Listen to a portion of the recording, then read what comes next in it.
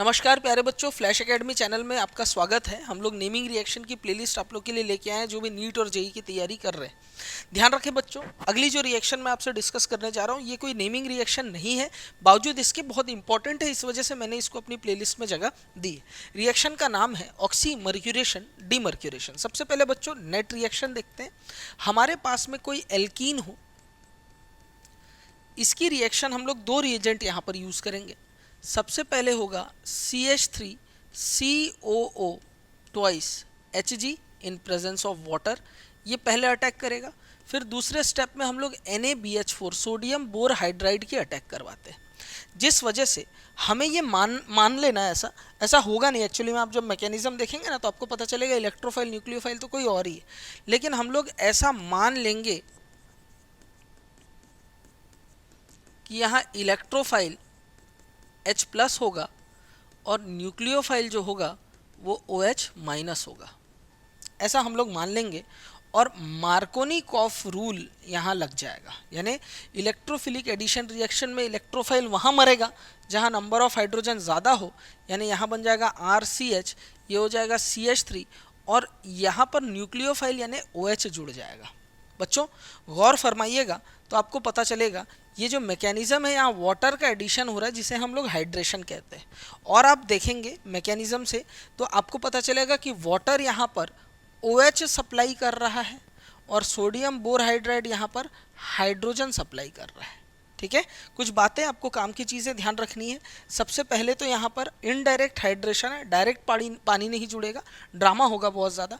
कोई carbocation rearrangement यहाँ नहीं होता, एडिशन ऑफ वाटर होता है लेकिन मार्कोनिकॉफ रूल से होगा।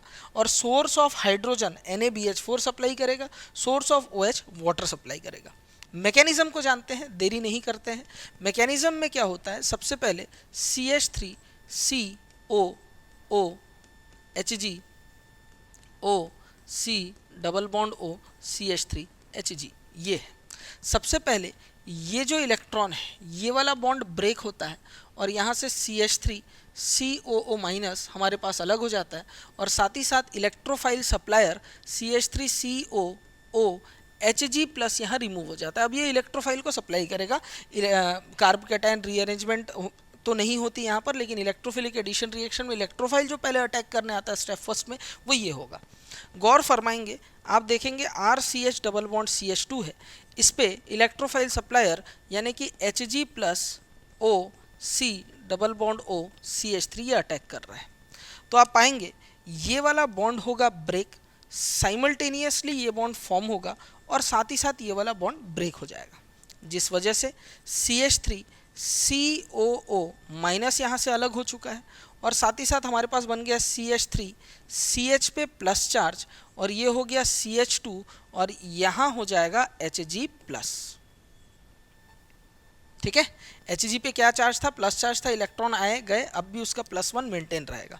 देखो प्यारे बच्चों, अगर ऐसा कोई इलेक्ट्रोफाइल हो जिसके पास खुद का लोन पेयर हो तो बगल वाले पॉजिटिव चार्ज पे अटैक करके कार्बन पे वो बॉन्ड फॉर्म कर देता है, जिस वजह से हमें देखने को मिलेगा CH3CH2 और यहाँ पर Hg ने प्लस चार्ज ऑलरेडी था, अब और लोन पेयर दिया तो Hg+2 बन जाएगा।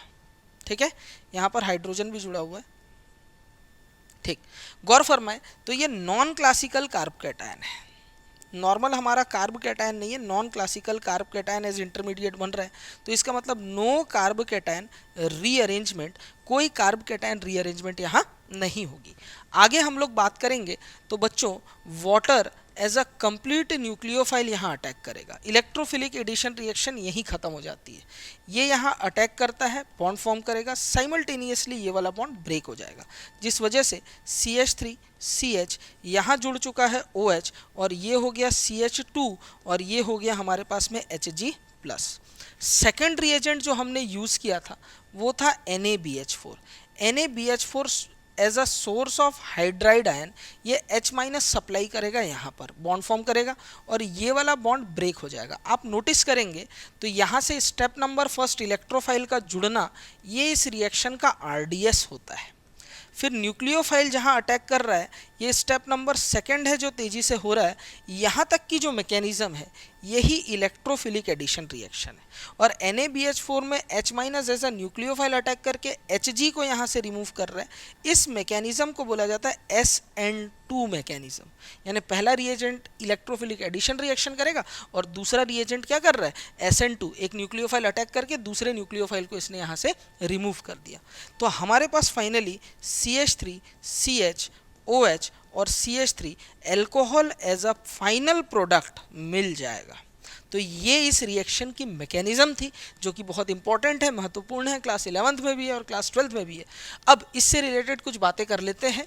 अगली बात है, आप चाहे तो इसके स्क्रीनशॉट ले सकते हैं और हमने पूरी PDF हमारे डिस्क्रिप्शन में डाल रखी है। अगर सॉल्वेंट कंडीशन को वाटर से रिप्लेस करके अल्कोहल डाल दिया जाए तो हमारे पास में ईथर एस फाइनल प्रोडक्ट मिलता है और इस रिएक्शन को सॉल्वोमर्क्यूरेशन डीमर्क्यूरेशन बोलते हैं। गौर से देखना, अगर मैं क्या लेता हूँ RCH डबल बॉन्ड CH2, इसकी reaction CH3 COO twice Hg in presence of ROH, alcohol ले रहा हूँ, इस बार वाटर नहीं ले रहा हूँ, एल्कोहल ले रहा हूँ, और दूसरा रिएजेंट मैं NaBH4 ले रहा हूँ। तो आपको मालूम है एल्कोहल रहेगा वो क्या करेगा, RO माइनस सप्लाई करेगा एज अ न्यूक्लियोफाइल, ये अटैक करके बॉन्ड फॉर्म करेगा, और NaBH4 हाइड्राइड आयन सप्लाई करके यहाँ हाइड्रोजन जोड़ता है। मार्कोनिकॉफ रूल लगेगा, कोई कार्बोकेटायन रीअरेंजमेंट नहीं होगा, RCH यहाँ जुड़ जाएगा OR और यहाँ हो जाएगा CH3। इसे ही तो हम लोग क्या बोलते हैं, कीटोन। अगर सॉल्वेंट कंडीशन में वाटर के जगह पर एल्कोहल ले लिया जाए तो हम उस रिएक्शन को बोलते हैं सॉल्वोमर्क्यूरेशन डीमर्क्यूरेशन, और फाइनल प्रोडक्ट हमारे पास में एल्कोहल ना बन करके क्या बनता है, कीटोन। तो ये हमारे पास में इस रिएक्शन से रिलेटेड बातें थी। मिलेंगे नेक्स्ट वीडियो में। खुश रहें, मस्त रहें और देखते रहें केमिस्ट्री की क्लास। जुगाड़ ऐसे ट्रिक्स कोई नहीं देगा तुमको, सिंपल टिप्स, PCM भी everything now easily on your finger tips, जो भी चाहिए ले लेना।